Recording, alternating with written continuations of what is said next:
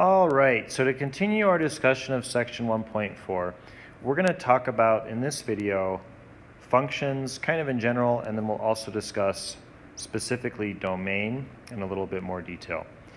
So I have two goals in this section. I would like students to be able to algebraically find the domain of a function, and additionally I want you to graphically be able to find the domain and the range of a function. So first of all, let's just talk about this word here, function. And really the definition of a function is that it's a tool, a rule, it's some sort of rule that takes an input and generates an output. So it's not just random. There is usually some sort of specific rule that will do something to your input and then generate an output. For example, we often talk about x and y.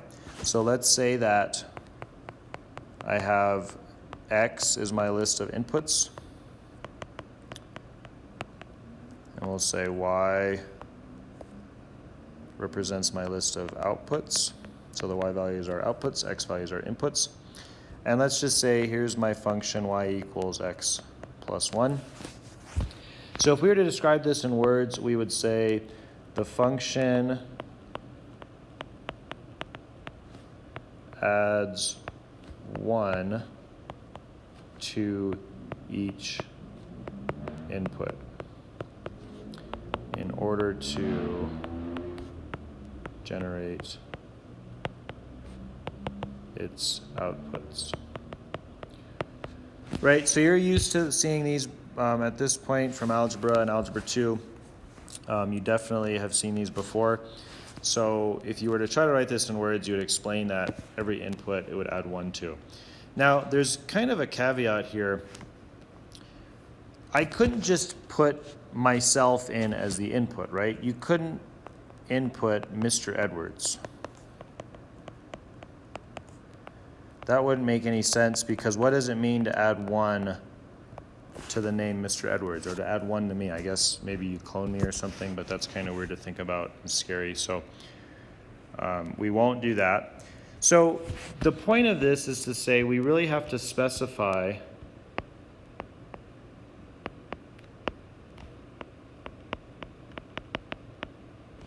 what our inputs are. So where are the inputs coming from? And usually it's implied that we're dealing with numbers here. And more specifically, we would say inputs are all real numbers. And there is a nice symbol for this. It's an R, but it has 2 bars on it like that. This is a universally recognized symbol for all real numbers. Additionally, we should really specify what our outputs are. It's not like we're going to put numbers into this and all of a sudden end up with Mr. Edwards and people running around. So the outputs are also going to be numbers.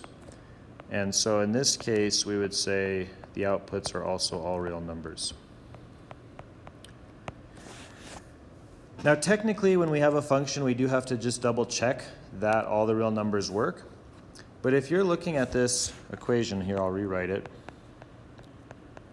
I don't really foresee any issues here. If I plug in any number I want, I will get a value for y. So for example, if I plug in 10, y would be 11. If I plugged in negative 1 million, this would be negative 1 million plus 1, which I believe is like negative 999,999, etc. If I plug in x as pi, then my output will be pi plus 1, so about 4.14. So anyways, you kind of get the idea. You could really plug any number you want in here and you will always get an output. So in this case, we would say the inputs are all real numbers and the outputs are all real numbers. But we have a better name for this. So you might recall talking about domain and range. Domain, the definition is the set of all inputs. And for the range, this is the set of all outputs. So before, I do want to finish this problem up, but you might want to add these definitions to your notes unless you feel really good about it and you already remember that. That's fine. And we also defined a function up here. So those are good definitions to have ready to go. But let's go ahead and go back to this problem and actually answer it. So the problem I would ask here would be determine the domain and range of the function y equals x plus 1, where y is representative of all outputs and x is representative of all inputs. And you'd say, well, Mr. Edwards, the domain, oftentimes I just write a capital D, but I'll spell it out this time. You'd say there's no issue with the domain, Mr. Edwards, so we would just say it's all real numbers. And oh, by the way, there's also no issue with the range. We get to every single number, so it's also going to be all real numbers. Okay. Now, this is kind of a weird thing for me to actually look at because this doesn't really look like a function to me right now. It looks more like an equation. So I next want to define what's called function notation. And this is probably something you're familiar with at some point. Instead of, we'll go straight into an example. Instead of saying y equals, we usually use f, which stands for function of x. This is not f times x. And what this is saying is that anything you input, in this case just x, I'm going to write x here. So I'm going to take my input and then add 1. So that's what this notation means. So then if I wanted to say evaluate let's do a couple of problems. We'll say f of 0. You would say, well, f of 0 means I have to take 0 and add 1 to it. So my answer would be 1. Or you might, oops, go back, try to color code my notes here. Oops. So you might say, well, what about f of negative 3? And you'd say, well, f of negative 3 means I'm taking negative 3 and adding 1. So I would end up with negative 2, and that would be my answer. Okay. So a more typical problem that I might ask would be something like, let's find the domain of f of x equals some function. Let's do like a quadratic this time, 2x squared plus 8x minus 3. And you'd look at this and you'd say, well, this is a little bit different from the last example we did, but I'm still dealing with all real numbers.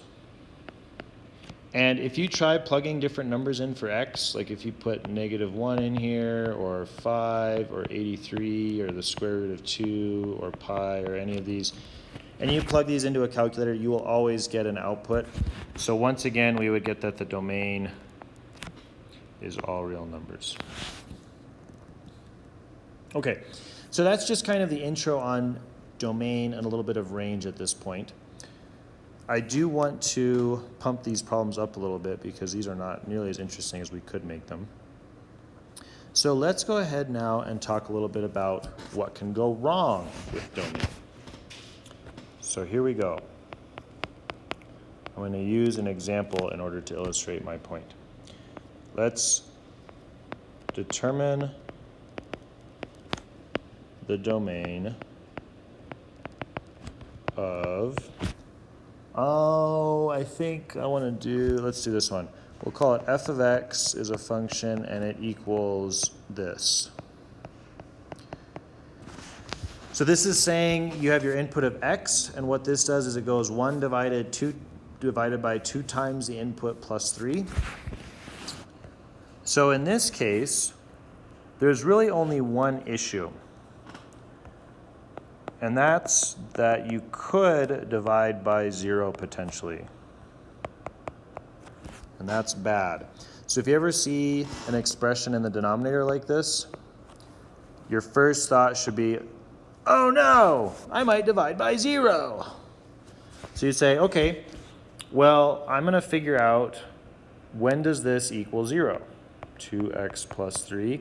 So I'm going to say, let's just set this equal to 0 and figure out what x makes this equation true. So if I solve for x, I end up with negative 3 over 2. If you don't like fractions, sucks to suck, but I guess you could write it like this for now. X equals negative 1.5. Please start getting used to fractions though. And so what we just figured out was, you know, everything will work. We still have all real numbers that will work, except for negative 3 over 2. So if we were just to kind of write this out in words, we might say, well, I know that the domain is all real numbers except negative 3 over 2. So that works. You can totally write it out in words, but I prefer interval notation. So in the previous video, I talked about interval notation. And here's how we would write this in interval notation. Let me use a number line to illustrate my point. Here's the point in question, negative 3 over 2. That's the one I don't like. I don't want to include this, so I'll put an open circle there. However, everything to the right and everything to the left is totally fine. So I essentially have two intervals here. I have everything that is greater than negative 3 over 2, and I also have everything that is less than negative 3 over 2. So here's how I'm going to write that in interval notation. I'm going to go from negative infinity to negative 3 over 2. Notice I'm not including negative 3 over 2. And then I'm going to use that union symbol to also include everything greater than negative 3 over 2. So keep in mind, I do not actually include negative 3 over 2 in this problem. That's what those parentheses mean. I'm saying every single number, which is quite a few, except for one. Negative 3 over 2 is the only one that does not work. Let's try another one. I'll just call it example again. I'm going to stop writing as much, so let's just find the domain of, I'm going to change this up. It's now a of x. And let's do 1 over x squared plus 2x minus 3. We're going to do the same thing. We might divide by 0, so we have to worry about when this equals 0.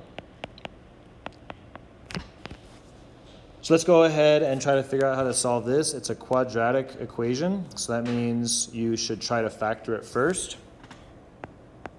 Take a look at my previous videos if you're not sure how to do that. But in factored form, we get x plus 3 and x minus 1. And so that means that x equals negative 3 and x equals 1 are the two solutions to this. So this means that if I actually try to do a of negative 3 on my calculator, it would say nope, and it would give you an error, and there would be issues because you'd be dividing by 0, which is not good. It's okay to have 0 in the top, but it is illegal to have 0 on the bottom. If I showed up at work and I had nothing on the bottom, I would be arrested. The same is true for fractions. If they show up with nothing on the bottom, that's illegal.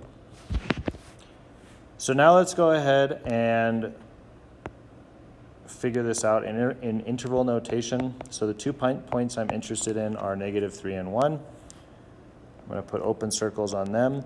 And I really want everything else. So this is the interval from 1 to infinity. This is the interval from negative 3 to 1. This is the interval from negative infinity to negative 3. So therefore, my final answer would be negative infinity to negative 3, negative 3 to 1, and 1 to infinity. Okay, so this video is starting to get a bit long. I am going to stop it there, although there are a couple more examples I want to do for domain.